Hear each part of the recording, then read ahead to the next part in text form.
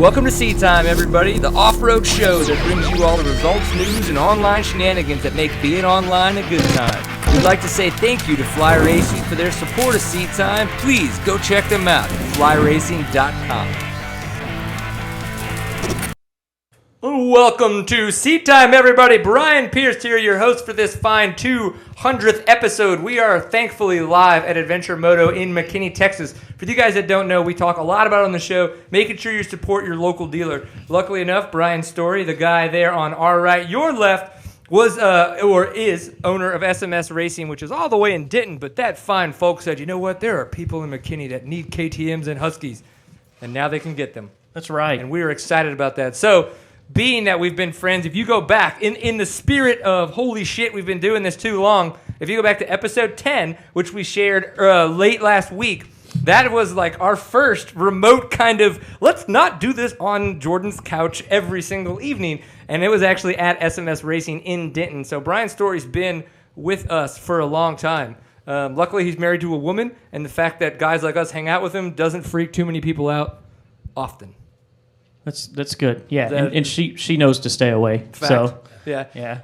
Well, it might be a boys' there night for that other episode, and I think that maybe that would keep her away. Yeah, she witnessed 2 episodes at SMS, and so now she knows to stay away. I'm not coming around. I'm just not coming around. I'm not coming around. But the good thing is you come to Adventure Moto, that's supporting your local dealer, like we talk about all the time. Well, so Fly Racing is a huge, huge supporter of Seat Time, and we thank them very much for their support. Their limited edition kinetic gear is out now. You can go purchase that. They look fantastic in their sexy little tight neon bits. But as we say, you can get it at flyracing.com, but fine folks like Brian Storrie and other shop owners do carry Fly Racing. Go check them out. Kindatires.com if you're looking to get yourself some equilibriums or some super tricky stipple-lapadoos. Those you can go get at your dealer as well, which would be like a Brian Storrie Adventure Moto. Even more fun, SRT Off-Road, who is our third and final awesome sponsor of Seat Time, you can get at your local dealer like Adventure Moto in McKinney, Texas. So, Brian, did it sound like that local dealers are the way to go? That's local dealers. It's amazing what they can do versus the internet dealer. They're actually here. You can actually come visit them. You can actually come try stuff on. They can actually help you when you need something before the weekend. They might know more than you. Depending on the dealer. Brian Storrie will know more than you. Yeah, when you hold your laptop up to those parts, it's not going to put them on the bike. Your local dealer knows what you're doing. So why don't you get the parts from your local dealer? Just support the local scene. Brian, in this situation, Brian's active in all the local racing series, so spending your money with him is the good cause. Nice and fun. And Brian likes to drink beer. Dad, do you like to drink beer? Oh, certainly. Okay. Certainly. I've got more experience than you do. This is true. I'm not going to lie. I enjoy beer. You're okay with beer? I like beer. Brian likes beer. So, speaking of beer, of course, this is Seat Time, the beer-drinking, bench racing show, and we have a fan that is a home brewer, and he sent us some beer for the 200th episode, and I said, you know what? We're going to drink it on the 200th episode. So, thank you, Lucky Guy 19. I could say his real name, but I don't know if he wants that on the internet or not, so his handle is Lucky Guy 19. I don't know, Bloody, if that means you're going to be the Lucky Guy 19. My racing number. So, to say that this is homebrew is true. But from what the guy tells me, he says shit's real, legit. So we'll see. Now, Dad's getting the blonde. So this is. He told me to let you guys know that this one's called the blonde. Just like back in the day, there was that blonde kind of a thing. The blonde. This is her. Yeah. You put her in your mouth and have a good time. But the problem is, and maybe another reason why my dad's getting this one because I know he won't like an IPA. Put it in your mouth! Quick! This is how you start off a show. This is it right here. Hey, Josh, how did that feel? Oh! Hey! It's got a good head. Oh, there's a lot of head. Now, this could happen to all of us, honestly, because these did get shipped a couple days ago. But I didn't even think about that. Apparently. But anybody, check out the tool they're using. It's the special high fancy KTM tool that used to come with all the KTMs. Officially the KTM survival tool. Yes. And it's opening up. So we were talking about the blonde, and this is, or it could be that blonde. I might not be remembering correctly. And then we're drinking the whole shot IPA. And he said the blonde or that blonde is a good one, like it's a blonde. It is. But he said these are like his like IPAs that people like really dig and have a lot of fun with. So Yeah, so far so I good. wouldn't have fun with an IPA. no, because every time I give you one, you go, "Oh my God, what the fuck was that?" That's good stuff. It really is. That is good IPA. I'm not just saying this. That's not like because- homebrew. That's Yeah. like yay. Yeah. Wow. Very good. Thank you. Oh, Thank you yes, for I saying know. that. That blonde is hot. So, I gotta tell you. as we kind of keep going here, I forgot to tell you guys, tlk.io/seattime is the chat room that you can get into. We've got a couple guys in there. Angel, who's actually in Australia, so thank you for saying fuck off to work and joining us here on the show. I saw Lucky Guy 19 in there a little bit ago, and obviously Dirt Buzz Dale, our good friend Mr. Dale Spengler, is in there chatting with us. He said, check out that old guy on the right, part of the original Seat Time crew. That's very true, and honestly, that is why we have... Oh, look at that. It's so cute. Hey, mine's coming in, buddy. It's coming in. But that's what we're doing here. Is it was more of the idea of, like, let's bring in the guys that really helped us kind of start all of this. Brian Storrie's been around us since we started riding, since we started racing, since really, and then with Seat Time coming around. Obviously, my dad's put up with me for all 36 and a half years. You're welcome. That's all I can say. That was those gray hairs, just thankfully to me. And then to bring it in, like for those of you guys who have maybe tuned into the show the past 2, 3, 4 years, you have no idea who this guy is. Well, this is Jason Schmidt, a.k.a. Bloody J. Go find that out on the forums. Is it foaming up on you again? Oh, yeah. Are you like, really is your excited. pinky all up in that? What are you fingering that thing under I there? was rubbing the neck. I think, when I opened it. Wow, It was buddy. all my fault. It's all getting weird. Yeah. But he and I are the ones that started Seat Time literally 5 years ago, 5.5 years ago now. And so we're going to talk a little about that too. So how did it come about? I want you to tell me what you think you remember about how it started, because I don't know that I do. I absolutely remember the first conversation we had about Seat Time, and we didn't have a name at that point, but if you recall, because Brian and I lived together in a very hetero, not Very sharing the loose same bed sense kind of way. of the word. But Words. we were driving around Dallas, like you were saying crashing. Yeah. We were driving around Dallas, crashing different apartment complexes, pools, because it was summertime. And you told me about the idea that you had. I know, I'm telling you. I'm going to have other beers lining up around the block for me That to hold doesn't even them. look normal. No, I'm concerned. But no, we were crashing a pool in Dallas. I can't remember where it was specifically, but you told me about the idea you had, asked me if I'd be interested, and I said yes, and A couple beers away later. we went. Yeah. What was fun is, like, so our friend Jordan, and you guys, if you go back and listen to any of the first 30, easy, we're always talking to Jordan. Jordan then was our producer. He was our Steven. Nowhere near as sexy, though. Steven with that beard and his metal music just makes him that much more manly. That and Jordan, Jordan scares away chicks more than most chicks scare away chicks. It's really He's a lawyer. Jordan the lawyer, yeah. That's all you have to say. He was our lawyer friend, but now he's our legit lawyer. He was actually a soon-to-be lawyer when we started. He hadn't even finished law school at that That's point. true. Going all the way to Texas Wesleyan. Yeah. Texas Women's School of Greatness? I don't know. What I mean either. But it's been an interesting road to kind of like the way that we went down, sitting on the couch, pre-recorded. Everything was recorded, and kind of like the way that we went. And then when Bloody, after about a year, is like, dude, it's too much, can't do it anymore. It's like, believe me, I totally understand. So he kind of like just started going about. He stopped riding as much, but he met his wife, and they were having all kinds of fun, being married, doing And their 2 thing, kids. making kids, which I understand because I was making kids in between Seat Time episodes. And then we met Steven, and we really kind of like found this groove of doing these live shows, started getting more couch guests on, and then we started realizing we could Skype people in, and it's just kind of grown to what it was. Now, I have to say, though, Dad, from kind of like the beginning stages of it, before you got involved, really being a couch guest, and before the show had kind of come to that fruition, like, what did you think? Did you have any kind of inkling of how retarded we were, or just... what is going on? Because you actually did come on a couple times. I was on. Yeah, that's right. I was just thinking about that. Yeah. When we talked about the National in Arkansas, and I could see the seeds of an idea. The execution was a little weak. I can't say the execution's any better, Well, but it's a lot better now. But I could see the seeds of an idea, and it's grown. You've got a lot more people that follow you. You've got a lot more, and your guests that come on are incredible.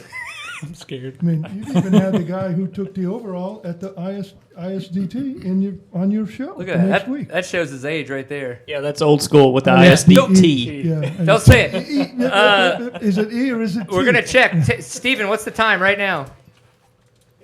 8:13. First person that tweets us what the ISDT stands for will get an SRT off-road product. Make sure you use the hashtags Pint Full of Awesome and 2000th episode. So that's it. It's 8. 200th 200th episode. Whatever. That would be. I'd be fucking really gray-haired at that point. 200th episode and Pint Full of Awesome, and we'll get you some SRT off-road stuff. I like that. That's good. I know what it stands for, but I don't know.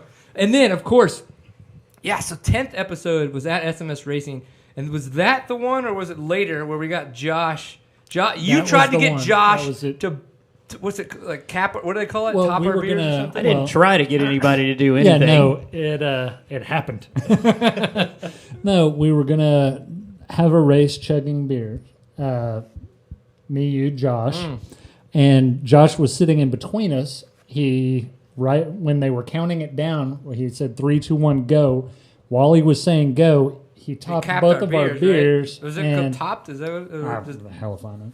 But yeah, what are the kids saying Yeah, exactly. these days? No, whatever the hell he did it. Our beers were overflowing. He chugged his, thought he was a rock star until he vomited. but didn't he have a big thing of dip in, and that's what happened? He swallowed his dip. Yeah, and he chugged his dip with the beer. It was pretty impressive. Yeah, See, now if this was a full-time job, we'd be able to actually like go and research all that and pull those clips up. But the problem is all of us have real jobs. I can work if up people like a wanna pay us stick more- figure rendering or You something work on that, of this. and we're going to All talk about I'll, other I'll put that together for you. I like it. I like it.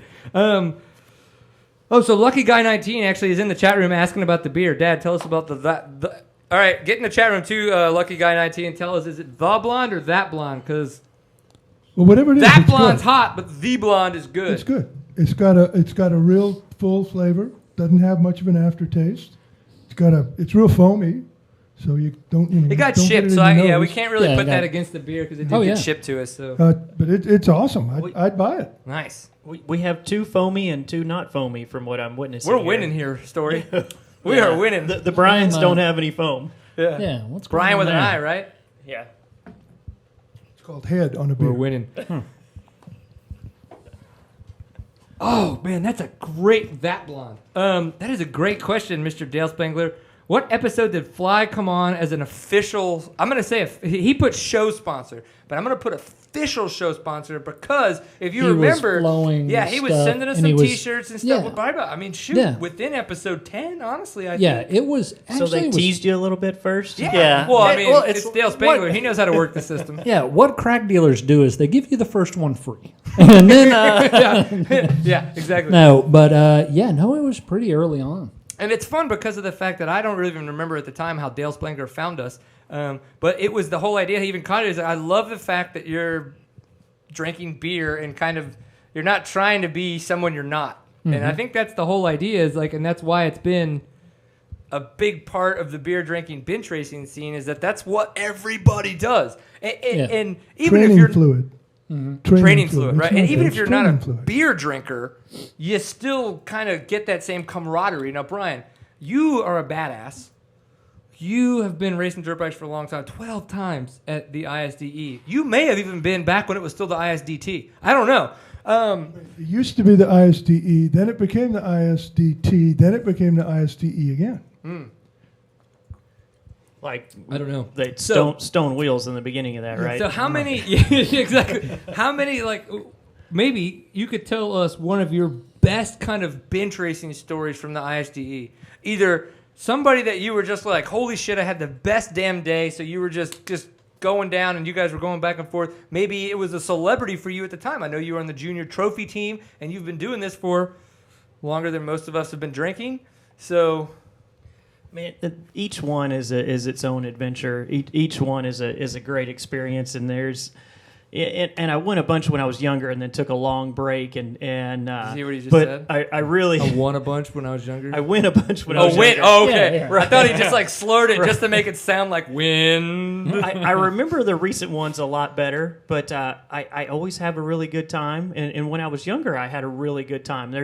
there a lot of people that haven't been don't realize there's 2 events that go on at 6 days. So there's 6 days of racing during the day, and then there's 6 days of other events at night that the spectators partake in, and anybody that might also not be a finisher typically moves to partaking in right away. So there's lots of good events that happen, and there's good stories in both events, the daytime events and the nighttime events. So best daytime event story. Best daytime event story. God, some of the weather races, some of the races when weather just got ridiculous. I can remember being in Australia in '98 and it raining and hailing on us so hard.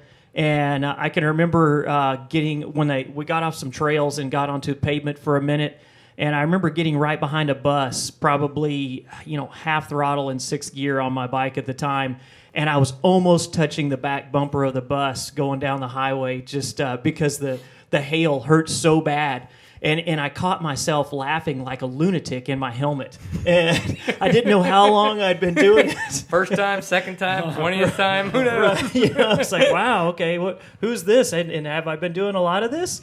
But it wasn't heat stroke. Right. Yeah. But I can remember being in Italy in '97 and torrential rains there and having an entire grass track underwater, and you literally just tried to, and it wasn't the first time through the grass tracks, so deep ruts when you get to 6 days in grass tracks. And the whole thing, it had creeks on 2 sides of it, and the creeks overflowed, and you couldn't see the ground for the entire grass track. And you just had to feel your way through it and try not to bury yourself and into your race there. So it's amazing. Every couple of years, there's something crazy like that. You get to Germany, the year that you win in East Germany, and you drop down onto a road, and suddenly there's thousands of spectators and cars on both sides of the road. So you go, holy fuck, this is going to be a nasty section? Oh, instantly right away. If you've done a few 6 days, that is not a good sign when there's that many spectators. You're like, oh, shit, what's it going to be this time? Here comes the yard sale. And then one of the things you learn with experience that I picked up over the years is if you've got a hill that you can't see the top of, you want to choose whatever line looks the worst from the bottom. And you would never normally think that. You always look and say, okay, man, that looks the best from here. But if you can't see the top, more than likely that good line at the bottom is a complete flipping disaster at the top. As soon as you get to where you can see, then there's a yard sale of motorcycles up there just cratered all over the place. And so I learned That's experience talking. Yeah, I learned to take that to everyday life. Absolutely. We teach kids lessons on seat time. Right. Yeah, so if you see the really good-looking girl, she might have more damage once you get down to it. Down to the back end? Once you get, once you get further along. Higher mileage. I like it. We could go. Yeah, that's Thursday. That's Thursday. It could get weird. All right, Dad, we're going to come back to you. Think about it now. We want your best evening story at the ISDE. That you can, it's the internet. You can talk about whatever. Comfortable telling. But, Dad, you did a shit ton of early motocross racing in your day.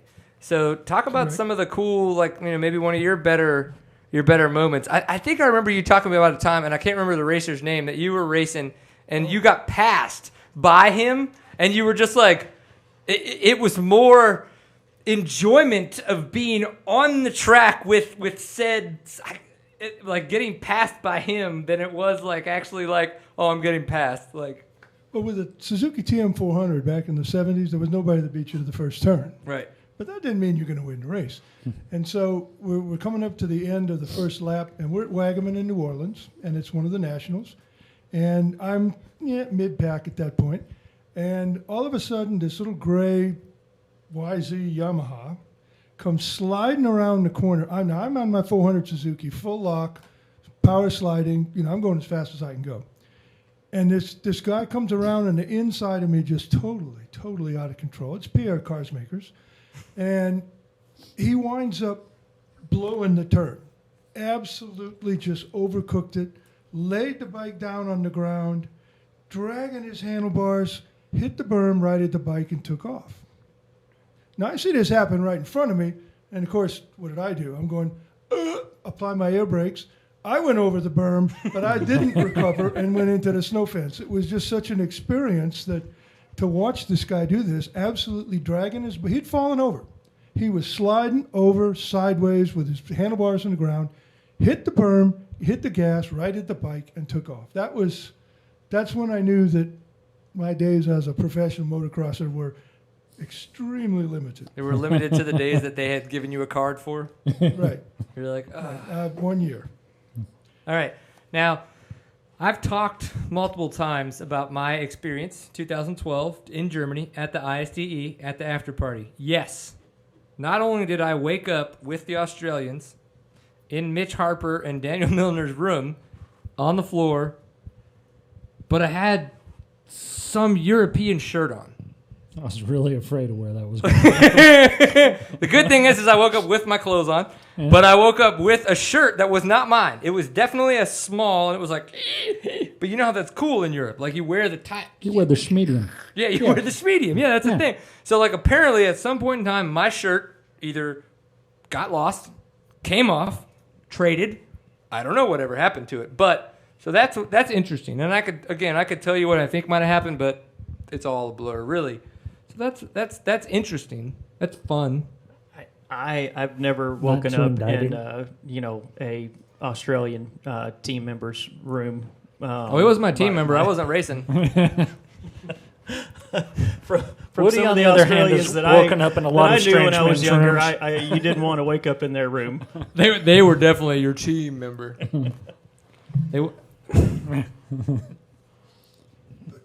you think about doing that with 6 inches and 4 inches of travel, Wait. and 2 strokes to foul plugs. Are we talking 6 inches and 4 inches of travel with a bunch of dudes in your room, or 6 inches and 4 inches of travel with your motorcycle? I was like, I don't do the dirty stuff. You do weird. that. Yeah. Weird. But can you imagine doing that in the old days with like the old KTMs called Pintons, the 4 strokes, the Beezers and things like that with 2 inches of travel at best. And it was the same situation. They didn't cancel if the creeks rose.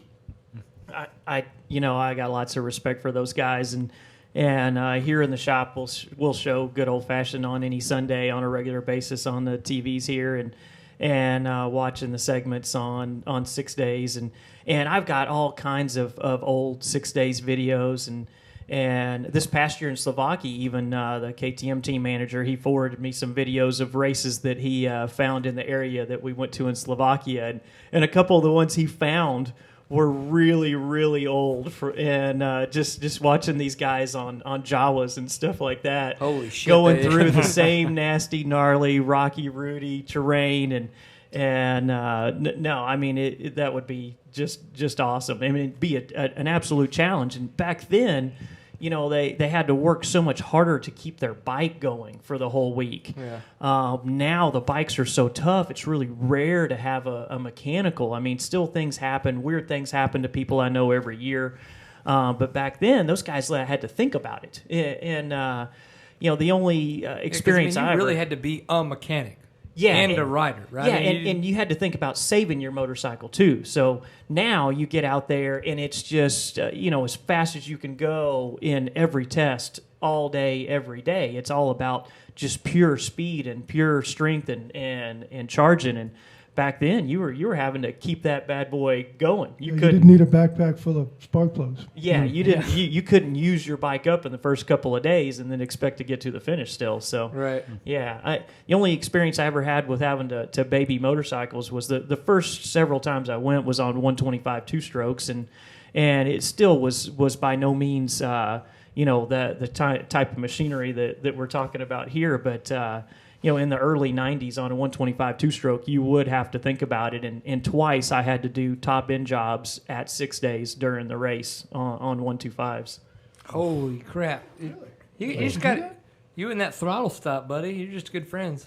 Absolutely, yeah. I mean, in the 125, I remember the 125. I remember the first time I got to 6 days and watching some of the World Enduro riders and watching how they rode their 125s. Driving with the kill button? I remember watching a couple of them in the tests. They wouldn't shut the throttle off in the turns. They would just pull the clutch in. And so the bike would just be ripping, and then they'd pull the clutch in, and then you just hear it banging out. And pow, pow, pow. Yeah, I mean, absolutely. It just sounded sick. It was really, really cool. And then they'd feed the clutch back out and tear ass again. And but yeah, not take some of these bad boys easy on your equipment to do it that way. That's what you do when you're a factory rider and you don't have to buy the parts the next week. You don't give shits. Now, Bloody, when we're talking about bikes and mileage and really making it far in a race. Okay. Let's talk about you and a good friend of ours, Vegas. Oh, holy hell! In a national enduro. You know, I was sitting here. Tell us a little bit about that day. Hold on a second. All right. Oh, do you have? No, I'm sitting here. Your dad asked a question about the older machines, all of that. Oh, you had a game plan?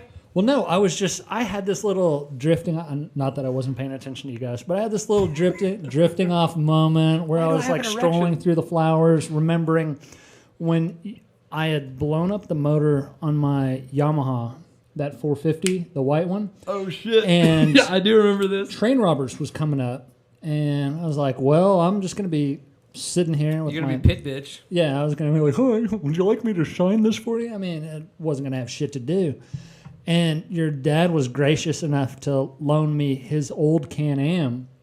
And I, at all the different stuff I did, and seemed like a great idea at the time, I bet. Well, it hadn't rained. That race was a shit show.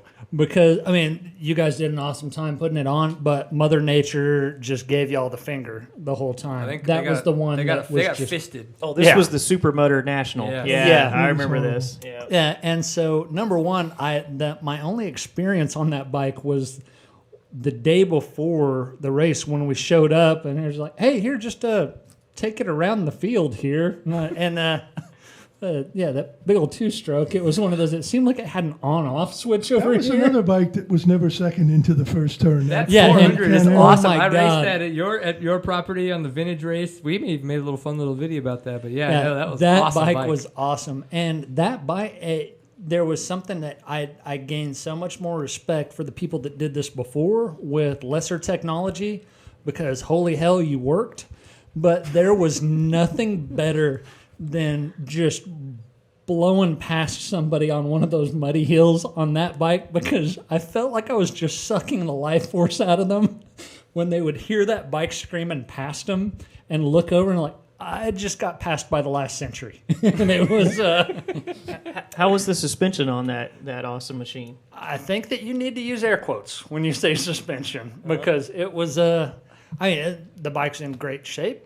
There were pipes that went into each other? How much travel does that thing have? Oh, it's got like 10 in the back and 10, 11 in the front. It had plenty of travel. Twice as much as me. It just, the dampening in front, it didn't have cartridge. And you had to put like 10, 12 PSI to help the springs. Because the air assist. Had works performance in the back. Before they realized that was like, why am I doing brand this? new shocks. They just were two of them. Yep. And they were too stiff for him. No, it was awesome. That is my my one thing that when I see it on the shelf, because I have a big shelf where I've got random stuff like mountain bike trophies, things like that.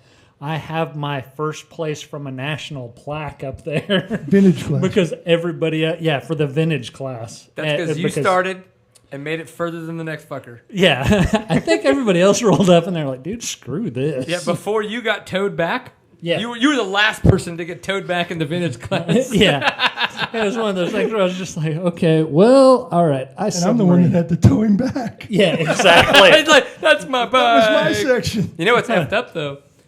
That bike, when I rode it at his TCCRA, still had that mud on it.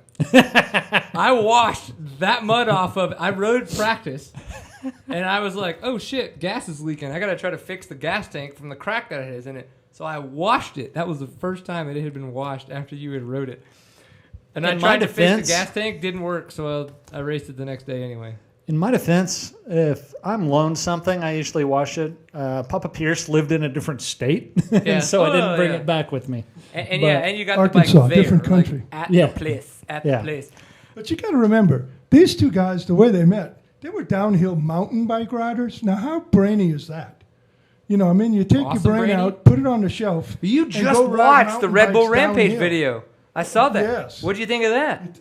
They took their brain out, put it on the shelf, and then go road. Batshit crazy, isn't it? Oh, man. That's where we were supposed to be.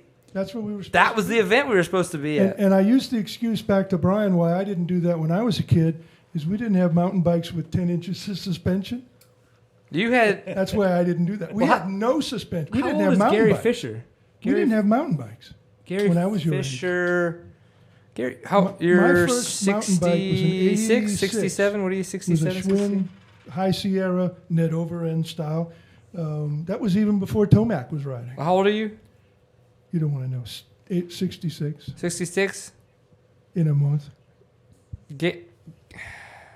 Gary Fisher's got to be about 10 years younger than you. Yeah, so mountain bikes were. They were there. They were just. They were there. They were just after your kind of kid time. They were.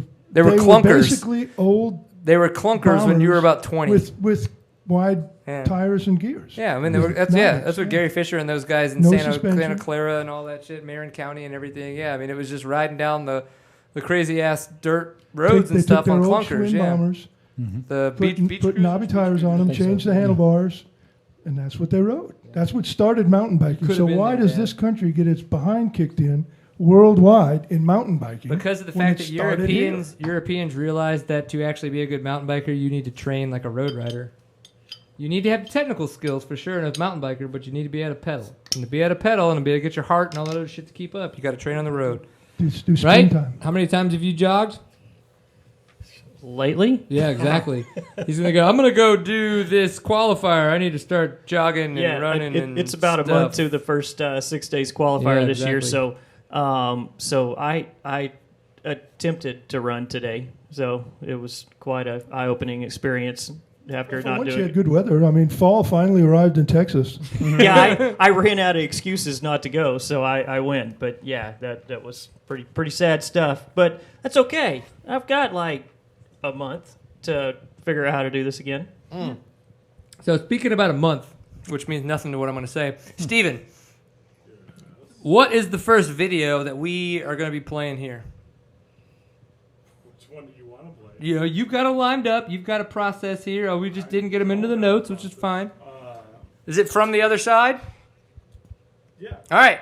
We're going to do the From the Other Side trailer. So for you guys who don't know, Steven is a master when it comes to motion graphics work, and myself and Brian Vorel included in all of this.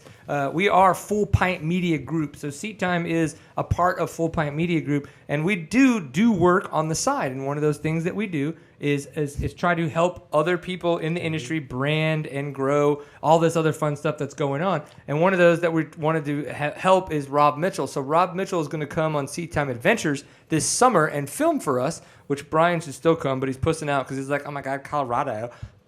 So because of that, we did a lot of work for him on From the Other Side. So check out the trailer, tell us what you think, and make sure you go purchase that bad boy when it's available, I believe, on April 12th. I like Colorado. Still not coming. Off-road. The name itself sounds nearly as rugged as the sport. Man, machine. Pitted against extreme terrain and obstacles. Not for the faint of heart. Off-road racing will test everything you have. Through all the struggles, injuries, and triumphs. From the private weekend warriors, to the top factory riders, to the event promoters. The love of off-road racing is what bonds us all. From the other side of dirt bike racing, this is Off-Road.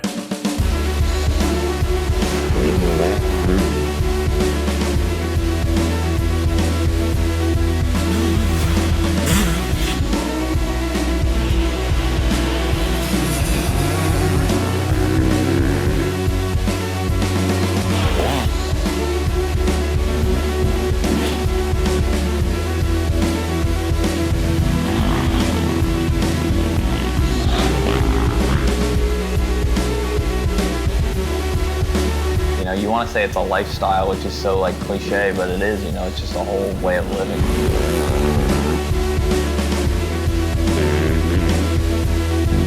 It's just like any sport, you know, it's hard to it's a passion. So I mean, you love it, and it's as long as I throw my leg over my motorcycle and I'm having fun.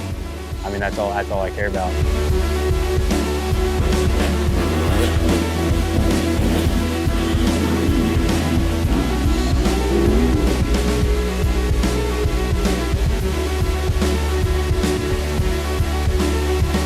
Dream is to be number one, the number one guy in off-road. I'm not going to give you an inch on the track. I'm not your friend on the track. You know, I'm there to make money and I have bills to pay, and I'm going to make sure that I do everything I can to beat you. I believe in my heart I can still win. It's just, it's not going to come maybe as easy as it was before.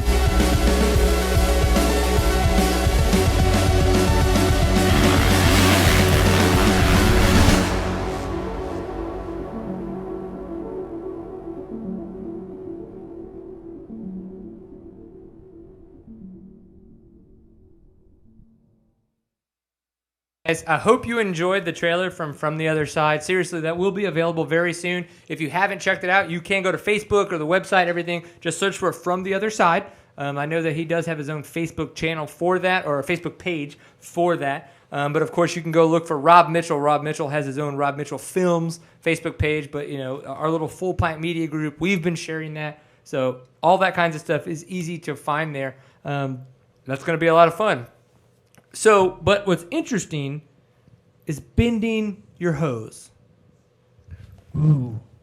My favorite new product is a fly product, and it's one of those that when you've been in this industry, and I've been working in motorcycle shops and running motorcycle shops for 26 years now, and when I saw this come out, I was like, are you kidding me?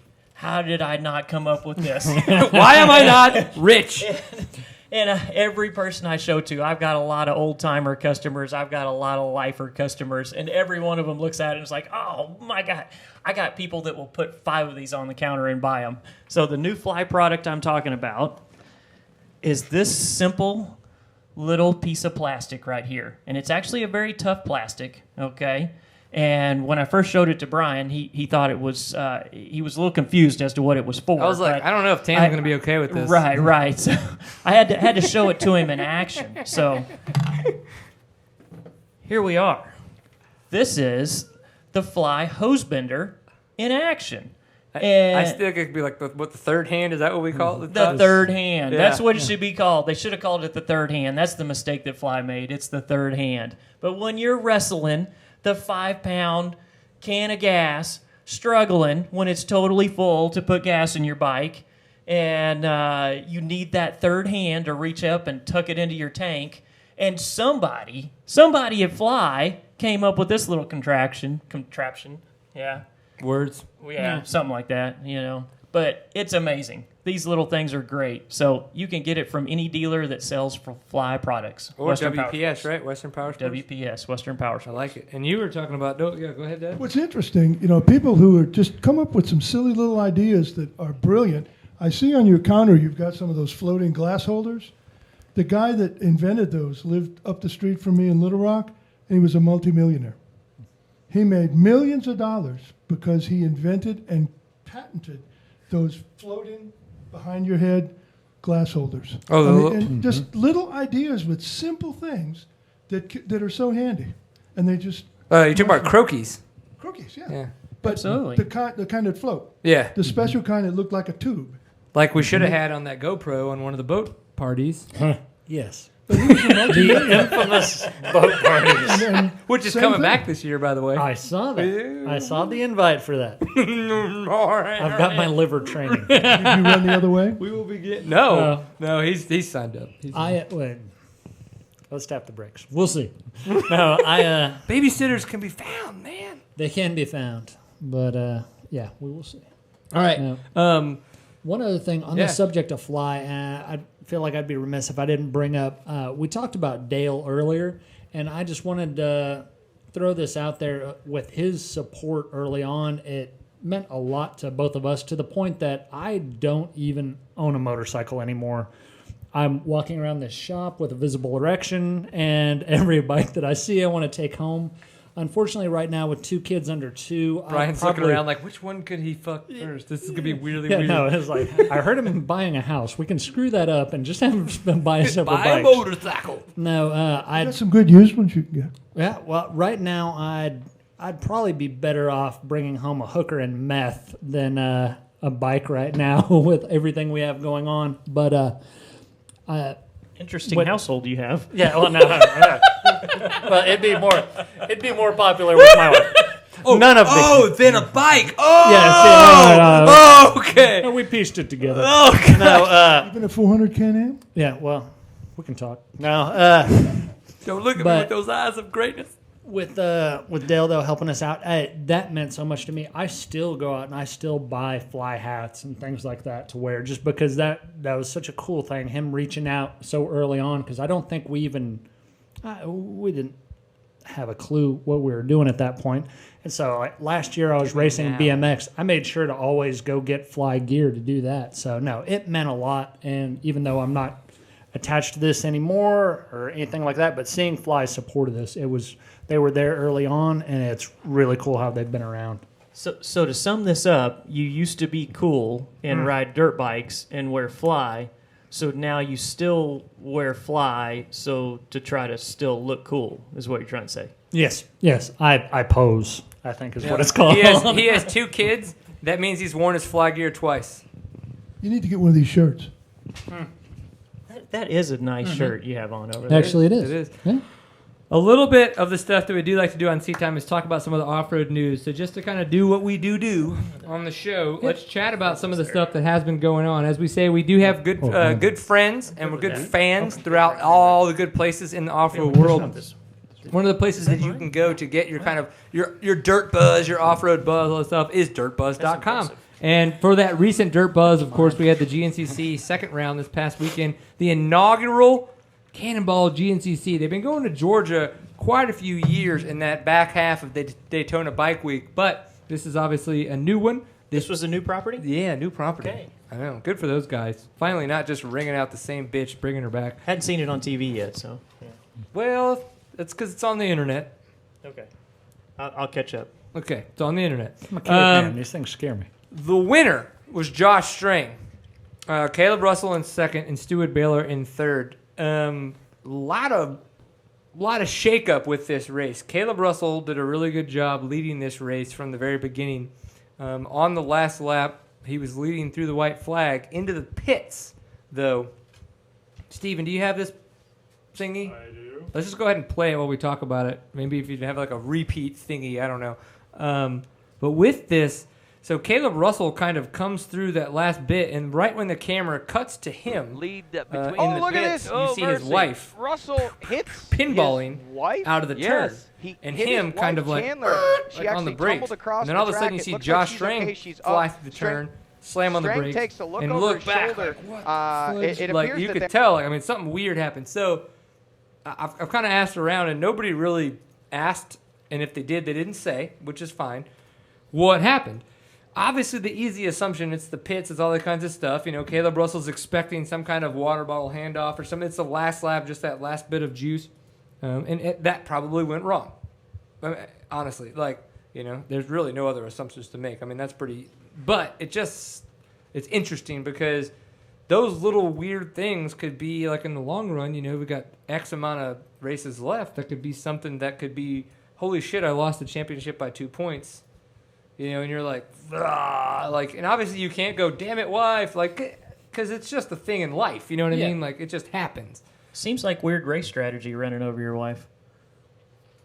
Yes. Would you do Makes that? the drive home long. Yeah, exactly. That was a painful trip. But he still has a 14-point lead. No, Josh Strang has a 14-point lead. Josh Strang ran over somebody else's wife after he ran over his own wife, the other guy. So she has 2 sets of tire prints on her back. How are you going to explain that to us? Only her husband knows for sure. Man, that's just... Oh, you left the dirty stuff to him. Yeah, I was going to say. It's not dirty. She took a bath. She's really a sweet girl. Okay, his wife fell by tripping on a rut. I don't know.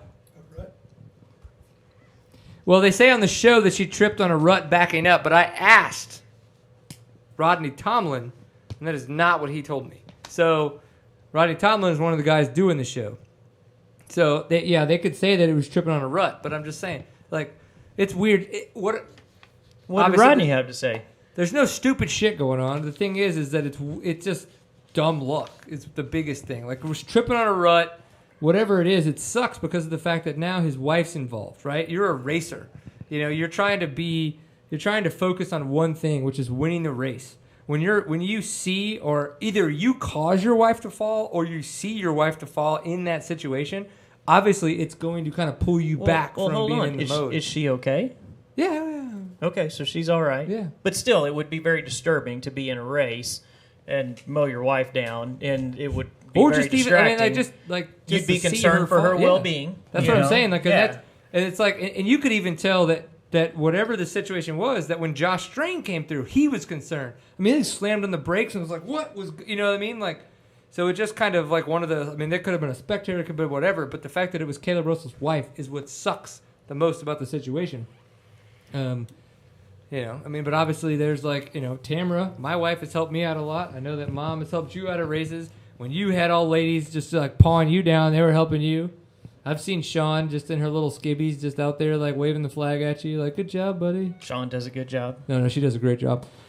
She's a hard worker. So they're very, very supportive, and that's awesome. Like there's no knocking that kind of stuff. So it's just like one of those weird, shitty situations that it's like, damn it, like. At the professional level, though, a lot of times they say, if you're not a pro, don't go in the pits. I mean, there is that risk. How many times do you see family members helping pro athletes, pro racers? It doesn't happen. You've got the factory teams because there's too much at stake to have families involved in the pits. Yeah. Well, they stand behind the pit. We might see a little bit of that in the near future, just because of the fact that, I mean. So what happened after that? So it seemed like Caleb, all I did so far was take a look at the results and just looked at the lap times and looked like he led all day until the last lap, and then it showed he finished 45 seconds behind Strang at the end. That was kind of the deal. It was like Strang made the pass right there, but and then kind of kept, obviously though. I mean, I don't want to make it like he just blew by like fuck you guys. Like, I mean, obviously you could tell he was even like, whoa, what just happened? Kind of slowed down. He was like, okay, well, everybody's okay, everybody's moving, took off. Caleb kind of did the same thing. He was like, wife's alive, cool, like we didn't kill anybody. Kind of, took off, kept racing. So, and then, and that's the thing is it's like mentally, like at that point, like could you like get back in the race? Well, could you, I mean, maybe not. You just don't know if you're not in that situation. So that's an awful tough thing to knock you out of your groove and change your focus, at the very end of a long, intense race like that. So even if it was only for the first half mile, if it was on his mind even for the first half mile, that could have been the difference.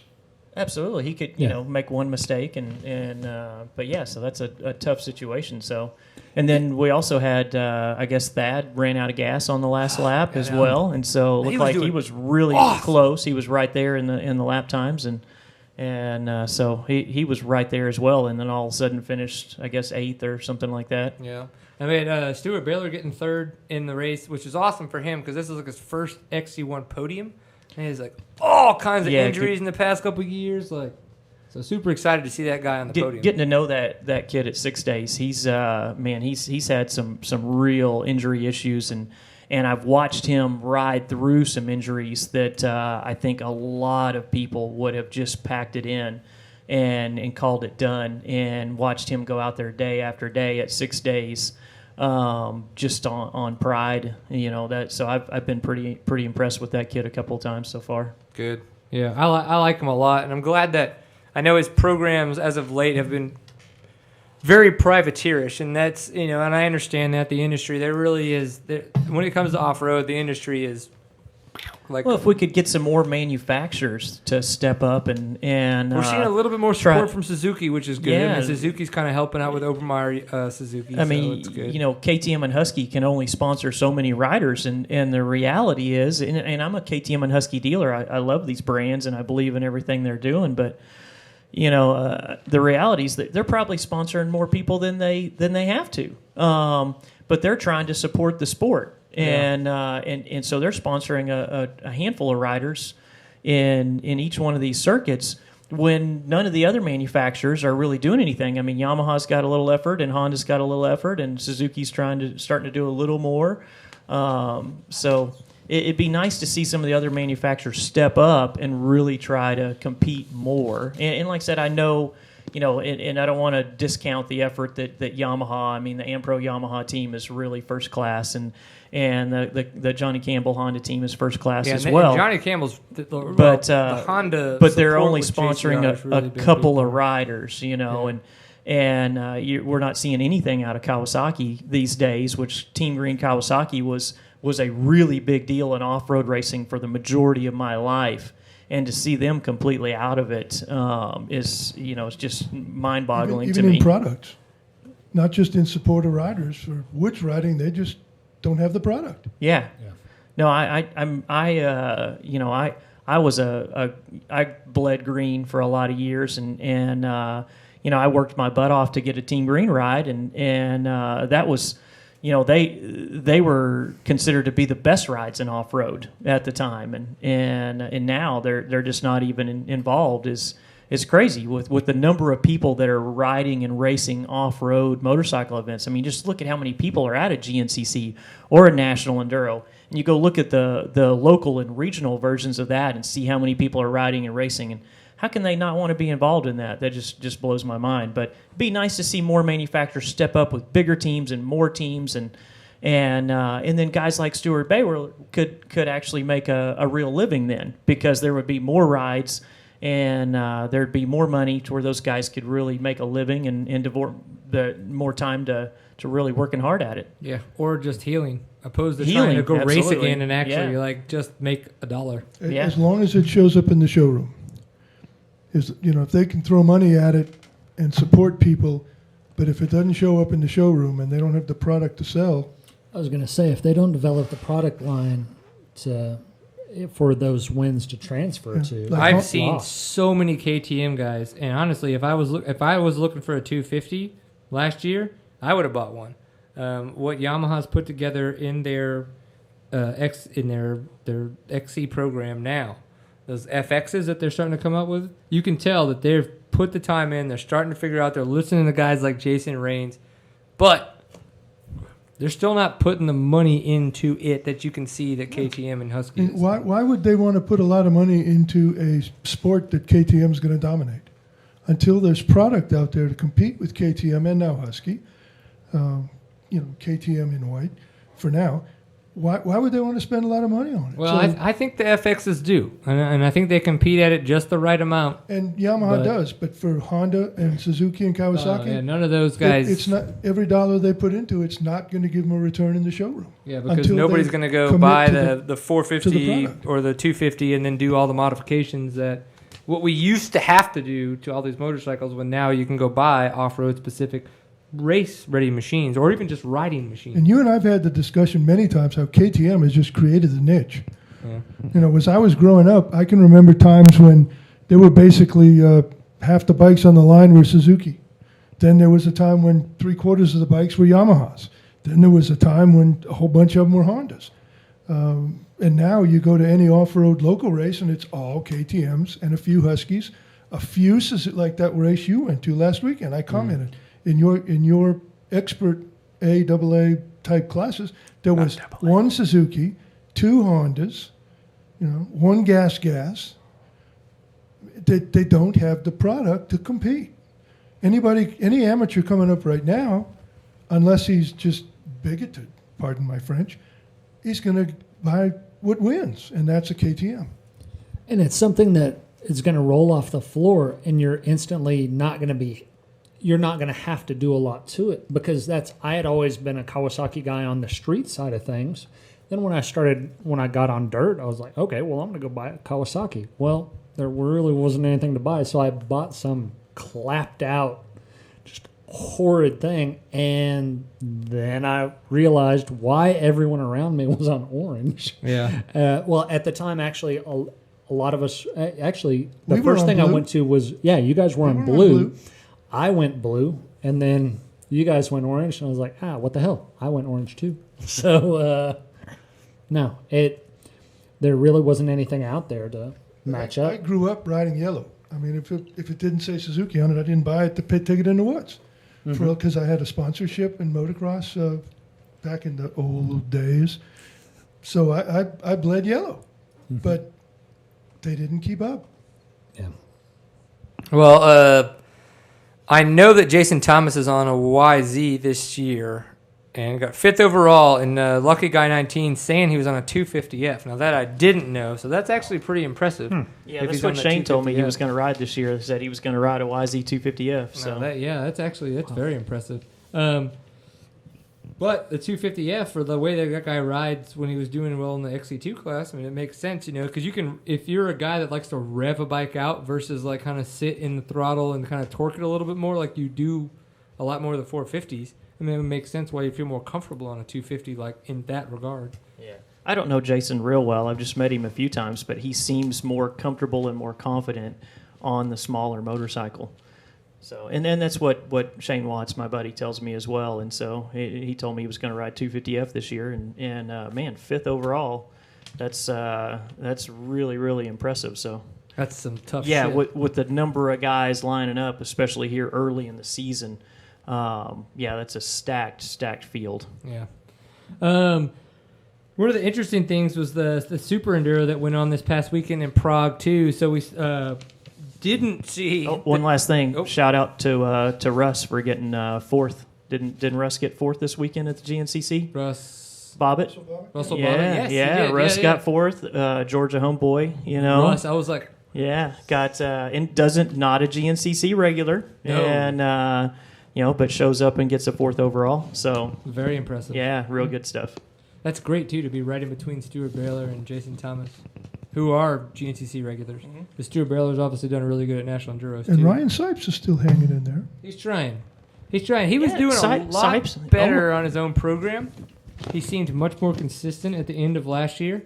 And I know he was on Huskies then, but he's kind of going to that new Coastal Racer team under Barry Hawk. I was expecting a little bit more of him out of the gun. Just watching him at the Nationals the last few years, clearly he's a better sprinter from me watching. Yeah. If I watch him at akin to full gas sprint enduro or national enduro or 6 days last year. Obviously. I mean, 6 days is all about sprinting and pure speed. And the GNCCs, obviously, you have to have a lot of speed to be competitive at the top. But it's not a sprint. It's 3 hours, okay? Yeah. But Sipes, it just for me, clearly looks like a much better sprinter than he is 3 hour endurance racer. Yeah. So we'll see. He's steadily getting a little better every year still.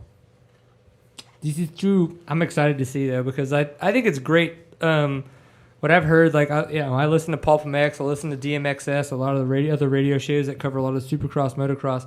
And people like Ryan Sipes come up, because of the crossover now. Because somebody like Ryan Sipes, who is such a huge entity in the motocross and supercross, is now doing off-road. Like, they kind of talk about that. And so now people come in and ask questions to professional off-road, to professional motocross and supercross guys. When are you going to think about going to off-road? It's not an if anymore, because Ryan Sipes has now done it, and he's proven himself by winning the ISDE last year with that overall. That people are really starting to kind of ask, like, is this going to be something you're going to think about? Not somebody says it and then they go, well, that's weird. Why would you even think of doing that kind of a thing?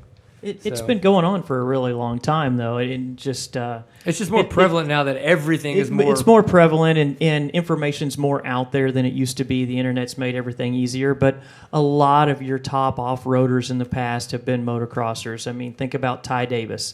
Ty Davis, He, famously was the last one to beat Jeremy McGrath in a Supercross championship before he went on his championship run. So Ty was always a hardcore motocrosser, but grew up riding off-road and then went on to have a very good off-road career. Rodney Smith. He won some South American motocross championships after being fairly successful in the nationals here in the U.S. and then went on and raced for the Chesterfield Suzuki team in the World Motocross Grand Prix. I believe finished in second 1 year before he turned into a full-time off-road racer. When's the last time we heard of a cigarette company sponsoring a race team, by the way? Chesterfield Suzuki. Yeah. Or the Winston Cup. Yeah, there you go. I was like Camel Supercross.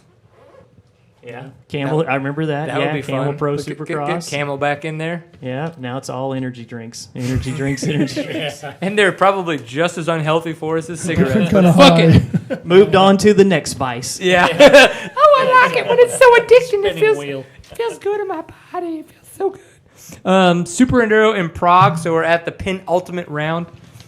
Awesome We city. did not see Cody Webb or Johnny Walker at the top. We got to see Colton Haker, our American brethren, get the overall win on the weekend of the 3 races. Then we saw Taylor Robert in second and Taddy Zuziak in third. So because of that, the points shakeup is absolutely crazy right now. Taddy's racing again? I know. He raced. He tried to race in his hometown. He won the 30. Yeah, he tried to race in his hometown, but it was his injury and everything was still kind of like just so jacked up that he couldn't finish off into the prestige races. So he's just been out there doing the heat races. But yeah, no, he did really good racing there in Prague. So, but third overall. Notice something here. Old fart time. I'm the one with the paper and the number 2 software pencil. All the rest of these guys have their computers, or it's in their head. No. What do you notice When Brian He and I makes it did up. this before, I just sit here and nod these days because I'm out of touch on a lot of it. But I always had sheets printed out whenever we were doing the old episodes. So And I had it on my iPad. yeah, I remember the first Senior few, moment. first episodes I did with these guys as well, and we had printed out sheets and points we were going to discuss, and yeah. And I remember I would sit there and I don't work there now, but I would sit there at work and put together the different results from what we were going to talk about, and I would bring them for us to review. Yeah, and that Well, was I'm the sorry, big I thing. got us off track. No, That's my fault. no. I think it's fun. That's So something I was me and thinking What about. is Number your two what, shuffle. from the Super Enduro this past weekend? What do your notes say? Well, it basically, I was surprised. Blasuziak, a fellow Pole, us Polacks got to stick together. He could come back. And Cody Webb's doing well. he's got all the skills in the world. He's Yeah. got all the skills. Got all the He's just gotta skills get and his- ego. Yeah, he's just got to get his his fitness so he can have his intensity. Yeah. But he's got the skills. Sounds like another guy I follow. Called Alessi. Oh Jesus! Yeah, what's up with that? Oh, yeah. Just, Like I mean, Alessi fan club over I here. tell my wife that watching Supercross, I'm like, it's not like that guy all of a sudden, his pooped his talent out or something like that. He's still got the talent. So, is it fitness or is It's it effort? fitness. It's fitness. Is it just desire? Is the guy not willing to take the risks anymore? Is he just scared now? It's And sure that's as hell reality. not a problem with his starts. Yeah. Because he still will Yeah, just he rail out. he gets and- hole shots every now and Yeah. again. so Well, it's- he's Yeah, clearly always not top scared of five. that. I think he's scared. I think that he's just gotten to the point where he doesn't want to hurt himself and just wants to keep going every weekend. And watching him, he just doesn't take any risk whatsoever. And he's perfected getting out of the way. Absolutely. I mean, you watch that guy, when somebody comes up to pass him, he doesn't slow down, but he perfected getting out of the way without slowing down. I mean, it's a science for him. His next career is a bullfighter. Take his brother with him. Huh? no, let's Shine keep the laser watching him beam in hit the through bull. death. I'm sorry. Wait, no, let's not talk about that. We're not Laser going to get gate. into Lasergate. Yeah. Lasergate. But I'm so torn on the excitement though for Super Enduro because we got one more round coming up. What was the date on that bad boy? What's our point situation here, Brian? It is close, unfortunately. It is like crazy It's 1 point close. between Walker and Haker in the standings. Yep. And then Webb's only 7 back. Yeah, and then Taylor Robert now is there. If So everybody had, we got shitty 1 weekends. point between a Brit and an American. Yeah, and then another American 7 points 7 back. points back. When Webb was pretty much like walking away with it, but so he didn't get any points in that third prestige race because of the fact I don't know what happened, and I maybe shouldn't say this, but like he said something about those damn kill switches. That was interesting. Yeah. Yeah, I haven't seen a kill switch fail. I run 2 motorcycle shops and haven't seen a kill switch fail in probably 3 years. But that doesn't mean it doesn't happen. That would be an extreme rarity. Yeah. So I don't know, but What they would do is they'd get wet and they'd short. But I'm sorry, that's ancient history. back in the day with the Germans, with Watch the out for the Germans. Germans. But yeah, like holy shit, this is now like a legitimate title. When's the last battle. race? We got 2 weeks. Where is it? I had it. I have it too. I just have to find it. Nope. Poland. Let's see. No, that's over. GP Spain, March 19th. That sounds right. Spain, huh? I like okay. science. That's this Saturday. Spain, March 19th. Yeah, so they're probably all still over there right now. They're probably getting ready to rumble. Yeah. Oh, and then I think right after that, I think Taylor Robert is getting ready to then start doing the World Taylor Enduros. Robert, factory KTM World Enduro team this year. Yeah, so Second week of April. I think he's pretty excited about it. Taylor's super nice guy and very talented. Very, it just he can do any kind of dirt biking, any kind of off-road motorcycling. That guy is just phenomenal at. But I'm going to be watching the World Enduros. So I watch them already, but yeah, it's going to add some extra flair to it for me, knowing that Taylor's going to be out there and have an American to root for. Well, we were talking about kill switches not failing. Again, chat room. They cut Malcolm Stewart's kill switch wire this weekend because it failed. Yeah, they talked about that during the TV broadcast, and anyway, said that it still ran like crap, so that doesn't mean they fixed it. So, but that's an easy thing for mechanics to do is just cut telling that the guys thing that real know more quick. than we do. Just Yeah. telling them what they say. Yeah. Malcolm Stewart? Malcolm Smith. What did I say? I don't know what you said. If Malcolm hadn't cleaned everybody out on the start, they start, wouldn't have I had the was week gonna say. work on his bike. He probably wouldn't have had a problem with his kill switch. Twice. They had He him did the same mistaken thing their the start second for bowling and tried to knock down as many pins. Which, I mean, God, I root for that guy like crazy. For some reason, I can't stand his brother, but love him. But oh well. Yeah, my boy Davalos, he struggled this weekend. Yeah. Yeah. What do you think? From the What do I think? I wish Bobby Hewitt. You're talking about your buddy there. Bobby Hewitt would have just fucking nutted up and actually said what the real problem was. Well, what the fuck? Like, why on national TV are you going to be like, oh, he's got some personal problems with his family in Florida? He fucking couldn't get back in the country. As a Husky dealer, frankly, the deal pissed me off. Like, that should have been dealt with when they knew the damn schedule a year ago. If you know he's doing East Coast and you know you're going to Toronto, then you need to have your shit sorted out. Yeah. I mean, a year ago, you need to have your shit sorted out. That's ridiculous. I mean, what I was led to believe was it was just like the Dean Wilson thing from 2010. His visa was expired, and if he left the country, he wasn't going to be able to get back in. Yeah. Well, how the fuck, as a professional athlete, maybe we should plan ahead a little bit there, guys. Yeah, so whoever his manager is not doing a very good job managing their client. Because it's not just like, oh, I'm going to manage my client, I'm going to make sure you're where you're supposed to be. No, it's make sure that little things like that where it's like, oh, your paperwork expires this whatever. Multiple people at fault, but in the end, I mean, it's mainly his fault. It's his mainly Martin Davalos' fault. I mean, the guy's 28, 29 years old and is a professional. He's a professional motocross racer. Well, you need to have your shit straight. You need to have your ducks in a row. There's a lot of people that are watching this. I mean, all the way down at my level, where I'm one of 200, 250 Husky dealers here in the United States. I want to see a championship won, and now we're not going to have a championship because he didn't he didn't take care of his P's and Q's. You know, I mean, this is ridiculous. So disappointing for me. It's interesting too because Steve Mathis is a big thing. Again, I am a big Pulp MX fan. I love listening to that show. It's just a good, entertaining show to listen to. Kind of catch up on some news, get some interesting, very sided opinions on stuff, but at the same time, didn't get some very professional opinions.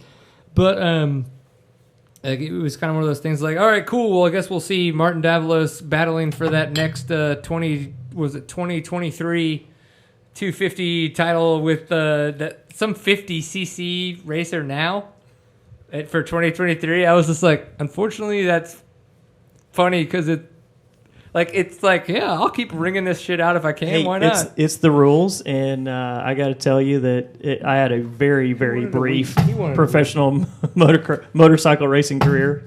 And if it's within the rules and you can get a paycheck, I can't fault the guy for still going out there and doing it. Yeah, I know. Yeah, but that won't let somebody is gonna. They've got to wake up to that. The teams, the sponsors, they're letting their sponsors down big time on that. How could a team manager not? I mean, it's not a big surprise what the schedule is going to be. How can you not have my company needs me to fly to India next week. You know what? They have folks that roll through and get my passport situation sorted and have everything lined up. I'm surprised when I hear about things happening like this at this level because I know that it doesn't have to be this way. It's humans. It's human error. Yeah. And they didn't go to Toronto last year, maybe the year before. I don't think they've been stadium and all that. They hadn't been to Toronto in a couple of years. I think the last time they went was 2013, which is the last year I was doing a Supercross team, and really that was one of the races that me and my wife enjoyed going to the most. But yeah, I hadn't been there in a couple of years, and so I'm thinking that Martin just had said, screw this visa deal. So. And I'm betting that's what got him in trouble. So turn around and bit him in the ass. How someone at the team didn't catch it and say, okay, wow, we've got some serious work to sort this out, or he needs to ride West Coast. I mean, I'm pretty sure Osborne's because I'm sure that they knew they had to have been working on this paperwork before the beginning of the year. Yeah, maybe switch him and Osborne, put Osborne in the East and put Davalos in the West and sort it out that way. I don't know if there was an injury, and that's why they did it this way. So a lot of times that comes into play. But still, just ridiculous. Shouldn't have happened. So bad deal for everyone involved. And especially as a second time. Yeah. I mean, I was really glad. Of course, I carry, 2 brands, so I was glad to see Justin Hill win. So I was excited to see Justin Hill win just because you could tell that little shithead's been putting in the work, doing awesome. He was on the gas, butt off, fastest qualifier. So he was on the gas all weekend. So good for him. How about Jeremy's comeback after being knocked over by unnamed fellow competitors in the first turn and finished second? That guy's a bull, man. He's just charging all the time. That guy's only got one speed, and it's just hammer down. So. Yeah, and if I watched in slow-mo that crash, he actually crashed about as slowly and softly as you possibly could, Jeremy Martin. I mean, he just barely tipped over on the end. If he hadn't run into his teammate, he'd have probably recovered that power slide. Yeah, and there was no way anything on his bike got tweaked, and there were a bunch of other people down. But at the same time, he's still hammered down. That was impressive to motor through everybody. And it's funny to think that he did that, and last year, if not 2 years ago, he wasn't making all the mains. Yeah, Supercross has been a struggle for that guy. It really has. Yeah, it has. Yeah, Supercross. So I mean, if nothing else, you can say that Jeremy Martin. It's very apparent he's been putting in the work when it comes to Supercross. So does that mean he's going to be that much of a more threat outdoors? I have not done motocross to Supercross kind of training, so I have literally no idea. But you, I know, have. So, I mean, he's already proven that he's the man to beat outdoors. I mean, he's a monster out there. So, I don't see anybody touching him in the outdoors this year. Maybe his teammate Cooper Webb giving him a push, but in the long run, unless something crazy happens, I don't see anybody having anything for the intensity that guy's got. That he brings. Yeah. I like it. I like it.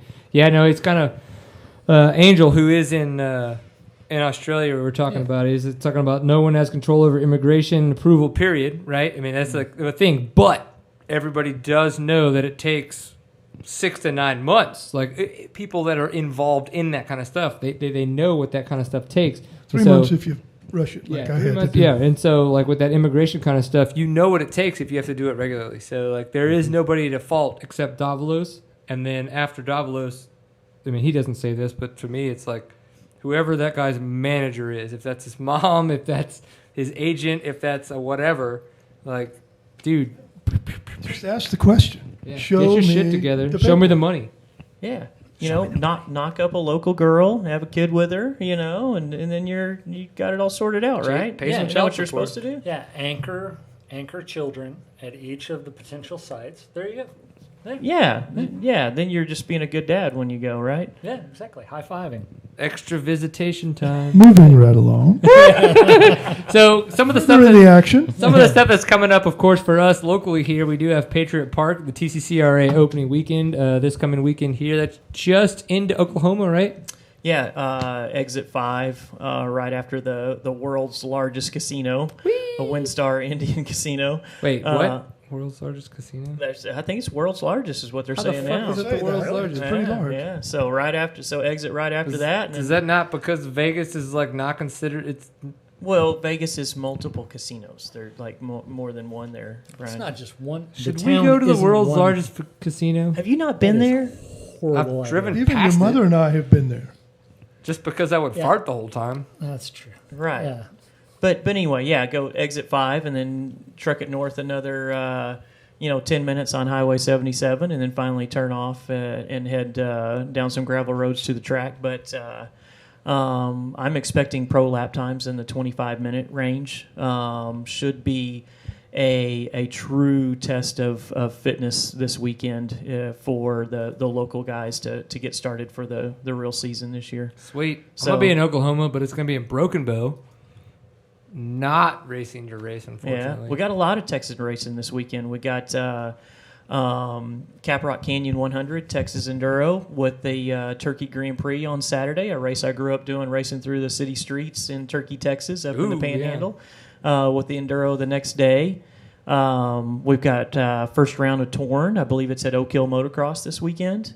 And then the new growing series Scramble Cross that Mike Kidd, the originator of Arena Cross, his new series, and he's going to his new track that they just built at Village Creek Motocross.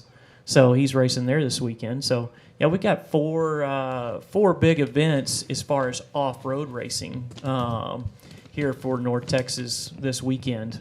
But I'd be willing to bet we've got, probably 1,200, 1,500 Texas off-road racers will be firing off somewhere this weekend. Be racing their little dirt bikes?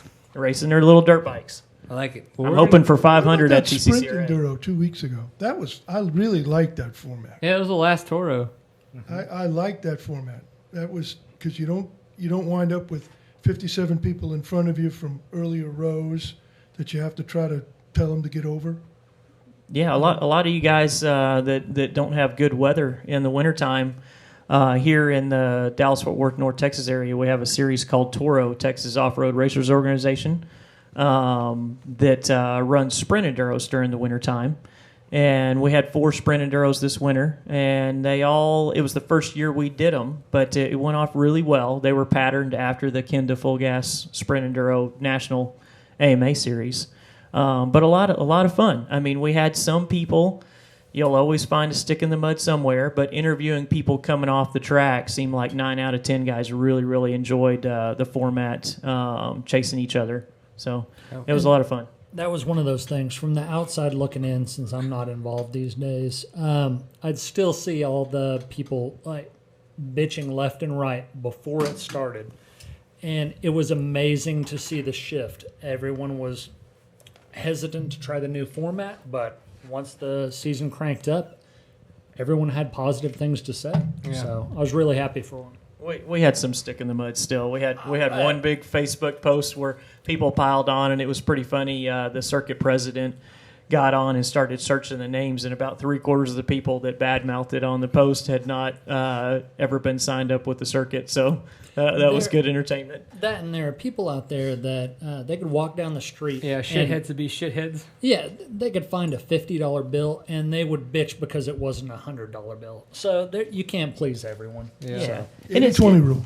And it's not the only format out there. I enjoy the good old-fashioned hare scramble cross-country format still, and I got no problem with people that prefer that. I think variety's the spice of life. I enjoy all forms of motorcycle racing. I've tried trials. I've tried road racing.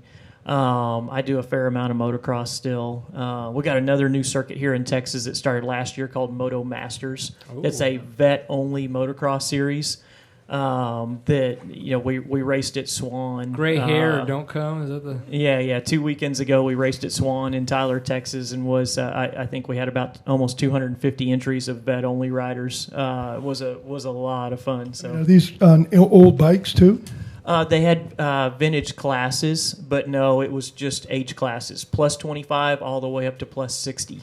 With A, B, and C in every age group. And then they did have some vintage motorcycle classes as well, though. Diamond Dons is going to be part of that, I hope? I don't know if Diamond Dons is part of that, but I know Diamond Dons is coming up pretty soon. I've been seeing posts. They're getting ready for the big vintage national again here in Texas. Yeah, we got to pay attention to when that is. If it's an open weekend, we should totally go. We don't even need to ride. If we can, awesome. But if not, we should still. That was my first ride on. We should still. Well, was it really? On that Moto Masters, round 2 of that Moto Masters is going to legendary Rio Bravo down just outside of Houston. Oh, Jimmy Weinert was the first American to win a Trans Am. Absolutely. Rio Bravo coming up here in I believe, another 2 weeks. So anybody that gets a wild hair and wants to try it out, maybe we should all head down there and go to a very historic track. Oh, that could be fun. I didn't know it still existed. It still exists. One of the guys I made friends with when we ran the Supercross team for a couple of years, Vernon McKitty, he runs the track now and takes very good care of it. I went down and checked it out, and it is a lot of fun. It's still pretty darn old school. So really fast, going up and down hills, in and out of the woods. So, but a lot of fun. I like it. So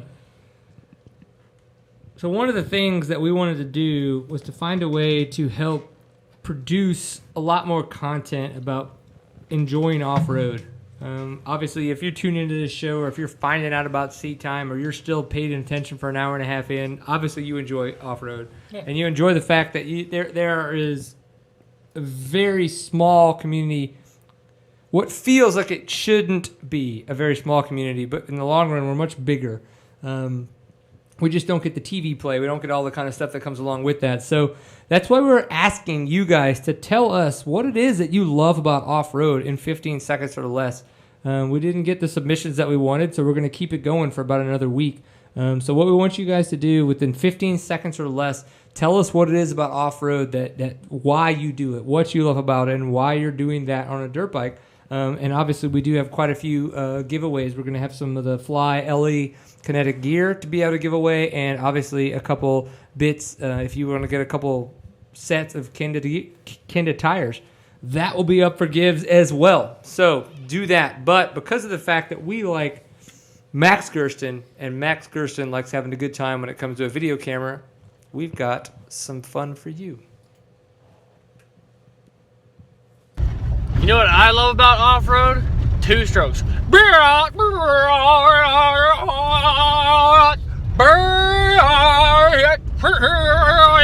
Bing, keep it pinned. He's a good rapper. Oh. He's a good rapper. So as I reload my father's beer, Dad was just asking, he's like, I really want, KTM survival tool that they don't give you anymore, those bastards. Now that they've got to buy Husky, they can't give you survival tools anymore. Sad. Dad was like, hey, can I give you some of my best seat time moments? I was like, well, yeah, okay, Dad. Speaking to the mic, idiot.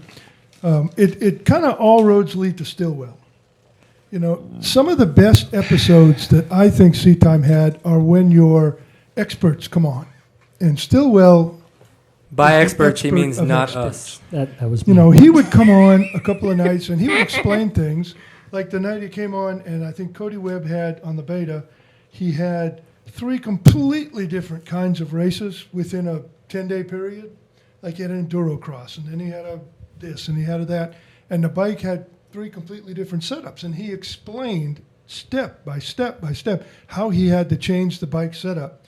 And some of the hints he gave us, you know, like, how do you know if your rear end is hopping, if it's because your rear end's too stiff or because your rebound's not stiff enough?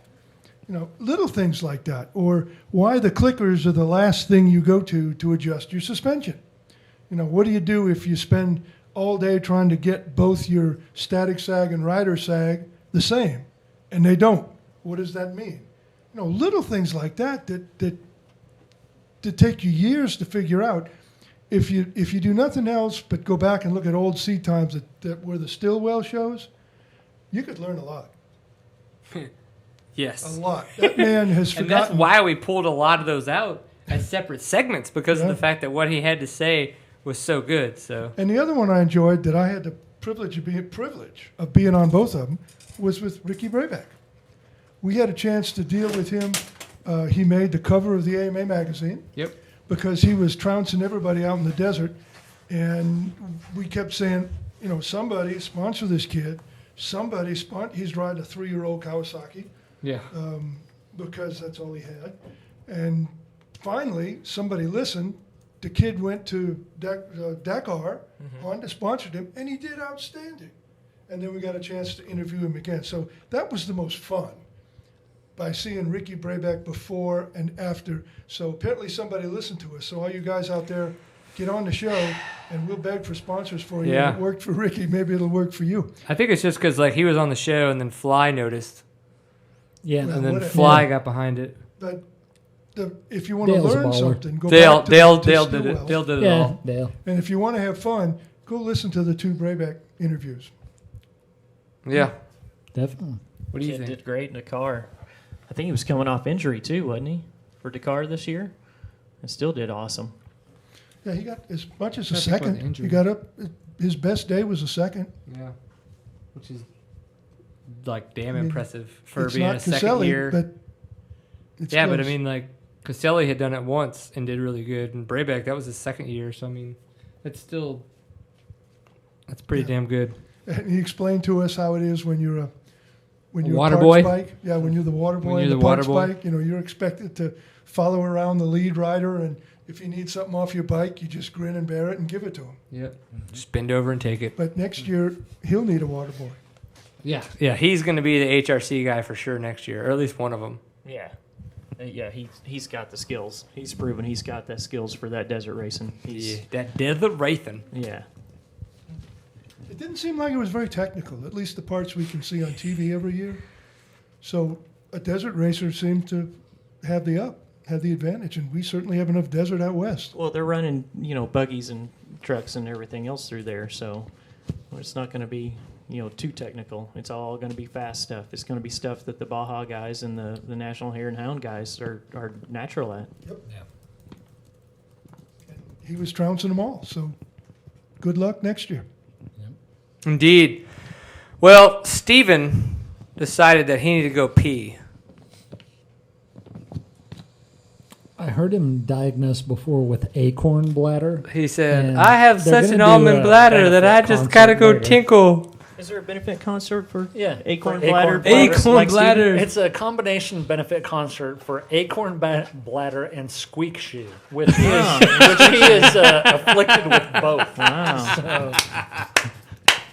Yeah, if you love it. thought there were ducks flying over earlier, no, it wasn't that. It was his squeak Do you know shoe Andy affliction. Gerber? I know Andy Gerber. Yeah, he said hi. Hi, Andy. Yeah, shout out to all the adventure riders out there, and to you as well. Looks like the next KTM Adventure Rally's in Sturgis. Oh, in No Sturgis. shit. Last I heard was it's in Sturgis. That's going to be intense. That Speaking should of be bad. adventure rides, this obviously Seatham Adventures is not an adventure rally by any means, but it's going to be obviously Taylor Park again this year, July 19th to 24th. We've got 2 riders fully paid up. We've got 2 riders with the deposits in, so that means there are 6 more spots ready to go. We do have a lot of people talking about, I want to go, I need to put my money in, blah, blah, blah. But obviously, it's first come, first serve, all that stuff. Brian Storrie has even been talking about showing up. So not only do you want to like hang out with some badasses, and when I say bad, I mean really just Brian Storrie. Like everybody else is just kind of like guys, but It ups the billing. yeah, it just makes our marketing that much better. Doesn't make it any better at all. I'm just saying, when this guy like squats and like bends over in a motorcycle and like gives it, you're like, that's how you do it. You say goodbye. Try to keep his dust in sight. Yep. What kind of ride is Seatham Adventures? Well, I don't know. What kind of ride does Brian Storrie want to put on today? No pressure.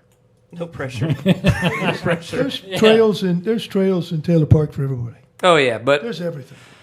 But we're a group ride, so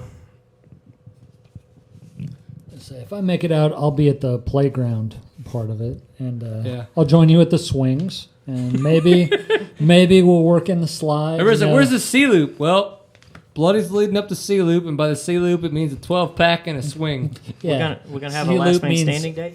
It's a UC loop, unconscious. So are you We'll our just sit there daycare and drink center, till though? we fall down? Are you our daycare center for little munchkins that come Yeah. along? Oh well, I'm well versed right now, so I would be the champion of the daycare. You could be our DD. That would be the worst plan ever. Yeah. No. No. He's going to push that swing with a beer in his hand for sure. Right. Yeah. Designated drinker. Oh, well, that's a fine, too. all right, Yeah, for then sure. we gotta Yeah. win. I just wanted to make sure, like, DD didn't mean, like, responsible. We needed a translation. No. DD. Designated drinker. Designated drinker. There's a 12-foot trophy with my name on it. I will drink out of it. I thought that was designated decoy, so everybody else gets away. Yeah, I'm the one that stumbles, although I haven't. There will be no driving on this trip, so DD means designated drinker. Yeah. Otherwise, like around here, it would be. Then I'm a something else. champion, and you all need to start training. Damn it. Yeah. I don't know about this. All right. Yeah, check out the table over there. He's got twice as many on I his know. table as Brian's we got do. an unopened beer. That's mine? Yeah, that's Oh, why sorry. we I put it didn't on realize there, that buddy. one was mine. You said you What's wanted to the try a wheat, KTM motherfucker. special tool. Oh, hold on. Well, I never knew what that was for. I've got like 3 or 4 of them. I didn't know what they We were need to for. bring 'em. You didn't know that was the designated KTM survival tool? No, I kept looking for a place on my bike to use it. Yeah. It's got like I got like the Magic 13 at the other end, though. So Right. I can show you that it actually is great for removing your oil fill plug. But it is a dual purpose tool, otherwise known as the survival tool. It opens fillers. oh, you open your oil can with it. You take your oil filler plug out with it. It drops right over the black plastic top and twist it loose. oh, yeah. That's clearly what it was really made for, right? Oh, yeah. And that's what I've used it for every time. Now that he doesn't have a KTM Well, anymore. And I've kept it in my butt pack forever as a rusty trusty 13, Right. and I didn't even know what it was really for. Yeah, absolutely. So to wrap it up, remember Mickey's hand grenades? Oh, good Lord. Who was it? Sam Reynolds. I could remember Sam. I couldn't remember his last name. Yeah. Yep. That guy likes Crown, doesn't he? Yes. Yeah, Oh, but he my bought. God. I He remember bought. at How many Red did he River buy for us? that year. Oh. How many Mickey's? Did he literally Enough buy to a kill fucking human. case? Yeah. Oh my God. He bought us a who knew case that- of Mickey's. Who knew Who knew that that? Mickey's hand grenades came in a clay case? Case is too classy of a word to attach to that, but no, I'm not gonna lie. That was kind of going back to my roots up at North Texas. I remember my old college roommate.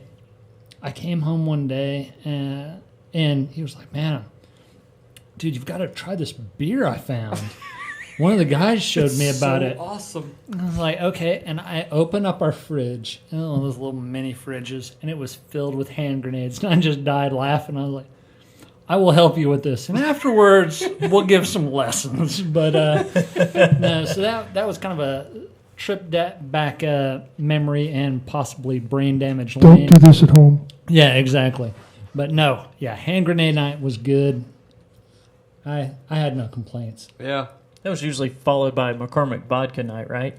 Yeah, exactly. In the 1.75 plastic bottle. Yeah. For $7.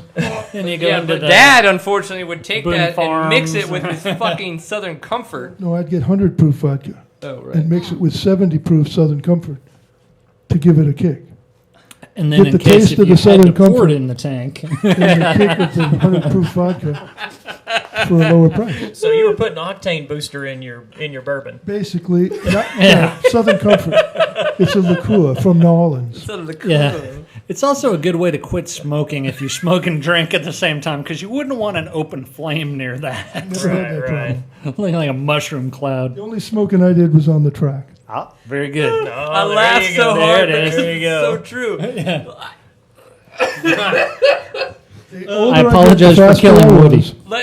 No, it's okay. It's probably. Oh, party foul. I thought you drank all that. We got a low Stephen, I think it's time for a wrap. Way to go! He fake drinking a beer. What a son of a bitch. We were talking about the proof and the vodkas and all that stuff. Do you remember when we were doing before? It was Vegas and I know. Sorry, I'm trying to put this together. Vegas and I came to one of the train robbers. This was before the National, before all the craziness, and we went and did. You had us go do. You had us go like check arrows or something. Hey, go check the loop. Blah blah blah. Bring some arrows. If anything needs to go up, do some arrows. Okay, cool, great. We come back. And it's hot as balls because it was always like August or something when that race used to go on, right? So, I mean, it is just retarded difficult. Who came up with the dates for that race? It always was in the They summer. originally we had to sandwich in 3 circuits: Texas, Blackjack, and Sarah. And the only date that fit was August. But after that one date when it was 95 degrees at the riders' meeting, What now? we realized we just had to move, so we were able to move to the second weekend in June after that. Suck it. Get over it. Think about the number of different series that would hit that same race, though. That makes sense. Yeah. That you have limited availability. Yep. Right. So Vegas and I go out. We were like probably on the 2 WRs or whatever, that Dad had at the time. Because I think I might have had my own. Did I have the 07 WR at this point, you think? Probably You not. had the Probably had the 03 and the 400, You right? rode Miss Piggy and you rode the 03. Yeah, he rode Miss Piggy. Okay. Miss Piggy's And my so 05 450 we KTM. go out, we go test this everything. I mean, it's probably 20 miles. I mean, it was a good test section, a good Arkansas nasty and early test section, but something that Vegas could handle because he's a amateur rider at this point, sea-level rider. Awesome mountain bike rider, Right. but as far as riding It was, motorcycle but yeah, it was off-road, technical different because it's story. our crew. We come back and we're all like, oh, that was tough. Oh my God. So we go straight to the cooler and we both grab water bottles. Just grab water bottles out of the cooler, pop the tops, I know where chug this the is shit going. out of them. Well, unfortunately, my water bottle that I grabbed to chug the fuck out of was Dad's hidden vodka bottle that he could suckle on his drive down. And I mean, because of where I was and what I had just done, my body immediately retched. Like, I like you do when you're thirsty, you chug half a water bottle. Yeah. So I just like, and my body just went, and just like Don't try that at home either. shit went everywhere. There was vodka and everything else just regurgitated out of my body, and everybody was just like, They were calling an exorcist. yeah, no, it was pretty nasty. So that was fucked up. All right. Now, Steve, was that an upside down water bottle in the cooler? Well, I didn't want to bring these big, huge bottles of vodka, so I put them in water bottles, turned them upside down in the cooler. See, and this is the point why, kids, if there is one of the bottles that does not match the other in their orientation, just say no. And I've actually, this story... Life lessons. Yeah, life lessons. You can become a better person here on Sea Time. No, It's like if there's just an ass itching to have you in it, don't go there. It's probably just not worth it. I'm gonna slowly scoot If it- towards Storrie Because if No. it itches, you.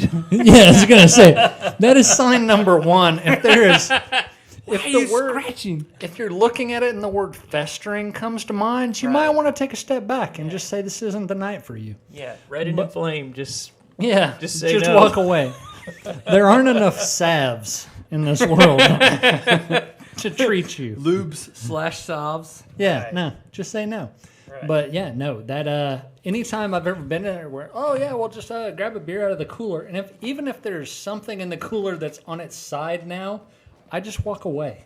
I stick to naturally oriented bottles in the cooler Makes because me of think that Natty story. Light when you say that naturally like that. I don't know what's natural about Natty Light, but Probably nothing. no, yeah. All right. Unless they want to sponsor. Let's wrap this up so we have 15 minutes to drink alone and go pee because I got to do that. But, of course, Seat Short Time side. brought to you by the fine folks at Fly Racing, flyracing.com. They don't support drinking. They support being awesome and ventilating your balls as you ride your motorcycle. So get their limited edition kinetic gear at flyracing.com or your fantastic local dealers. And, of course, Kinda Tire at kindatire.com. They make rubbers that make you feel good while you ride your motorcycle. I have a report. I've now put like 60 miles on my big Report. blocks on the road. They're surprisingly good road tires. I mean, I'm not going to carve a canyon with them. I wouldn't carve a canyon anyway. But I put 50, 60 miles on that bike today with the big blocks, and they worked great. There you go. Very good. Listen to Papa Pierce. Papa Pierce knows his rubber. Not well enough. It's my fault. I'm sorry, guys. KendaTire.com or your local dealer. Yeah. And then, of course, SRT Off-Road Protection. Obviously, we all need it. Yeah. Skid plates. Oh, right. You know, and sometimes, what is it? I would say that underside or carriage protection, there's got to be some fun thing there. But don't we need to thank Brian for letting us do the show here? Yeah. And if you don't have a local shop that you can support and you're just looking to buy things online and you're looking at one of the big box shops, do you sell things online? We do sell things online. Yeah. And you can even old school call us and we'll talk to you and sell it to you. So Pick up we do your it phone multiple and say, ways. Mabel, can you connect me to Klondike Klondike Adventure Storrie. Moto? Yeah, Storrie. And yeah, no. If you don't have a shop nearby, and of course you'd like someone to be nearby that you could support and all that fun stuff, but instead of Brian going to will a be your big neighbor. box We're not shop- going to lie to you. Do we need to thank Oh, Franconia? yeah, of course. Absolutely. Franconia. Excellent. Excellent beer. So tonight we have had the Kolsch and the wheat, and then of course our good friend Lucky Guy 19 Yes. did send him some And of the. Finally, I'll abuse you later. yeah, you will. Sending us some of his homebrew. Is that fantastic beer to drink? Yeah, no, it was awesome. Yeah. I mean, if it didn't spit up on him every 2 minutes, he would just think it was his kid. Yeah, exactly. Yeah, I felt like I was at home except for the infants crying. Except for the alcohol that it gave me, opposed to just tears. Yeah, yeah. Well, I balance my drinking while holding one. Good man. You're a good man. Of course, what? You look like you want to say something. Everybody needs to get off their butt and go ride. You're armed and dangerous with that More microphone. seat time. Everybody needs more seat time. Everybody needs to go ride. Yeah, you could think that we're gonna take a week off or whatever. No, we did that last week, so we're back next week for episode 2001. We're gonna Skype in some more riders. We're gonna be talking all the crazy ass. 201. 200. I've been gone for like 170 episodes and you can't get this shit right. 200. 201. Yeah. 201. 201. He's from New Orleans. He doesn't know how to Yeah. talk. No. 201. 201 episodes. We'll be next Tuesday. No. So we'll have our 201st episode next Tuesday. We'll be Skyping back in our riders, having more fun. We're going to have some more guests on the couch. We're going to have good times. Of course, dude, no, seriously, though, thank you very much to Fly Racing, Kinda Tire, and SRT Off-Road, to Brian Storrie for Bloody, for my dad for coming in. It's been a great time. Of course, this is Seat Time. You can find us at seattime.co. Facebook is facebook.com/seattime. On Twitter, we're at seattime_CO. On Instagram, it's at seattime. Of course, on YouTube, you can find us. The username is seattimeco. Please subscribe, have some fun with us, and just remember to always enjoy a pint full of awesome. Cheers. Cheers. 200 episodes. Meow. It's a wrap.